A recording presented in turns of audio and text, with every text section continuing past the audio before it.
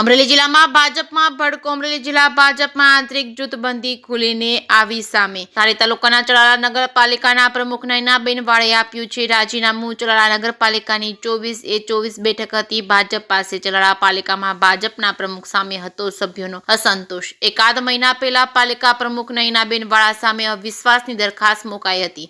પાલિકા પ્રમુખ નયનાબેન વાળાએ કલેક્ટરને કૌટુંબિક કારણ ધરી આપ્યું હતું રાજીનામું. કલેક્ટર વિકલ ભારદ્વાજ દ્વારા પાલિકા પ્રમુખનું રાજીનામું સ્વીકાર્યું હતું.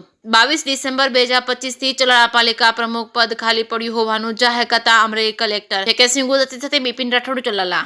પ્રકાશભાઈ કારિયા, પૂર્વ પ્રમુખ પતિ ચલાલા નગરપાલિકા. આજ રોજ જાણવા મળેલ વિગત મુજબ ચલાલા નગરપાલિકાના આદરણીય મહિલા પ્રમુખ શ્રીમતી નયનાબેન વનરાજભાઈ વાળાએ ગઈકાલ સાંજે રૂબરૂ જઈ કલેક્ટર ઓફિસમાં પોતાના પદનું પ્રમુખ તરીકેનું રાજીનામું આપી દીધું છે.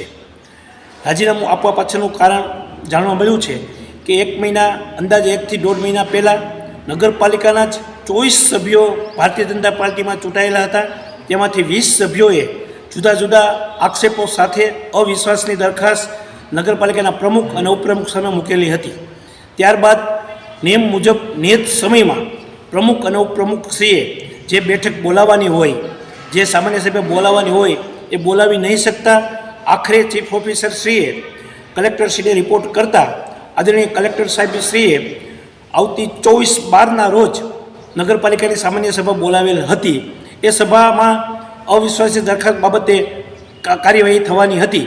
તે પૂર્વે જ ગઈકાલ સાંજે નગરપાલિકાના આદરણીય મહિલા પ્રમુખ શ્રીમતી નયનાબેન વનરાજભાઈ વાળાએ પોતાના પદ પરથી પ્રમુખ પદેથી રાજીનામું ધરી દેતા ચલાલા નગરપાલિકામાં રાજકીય ભૂકંપ સર્જાયો છે અને લોકોમાં એક તરહની ચર્ચાઓ ચાલી રહી છે.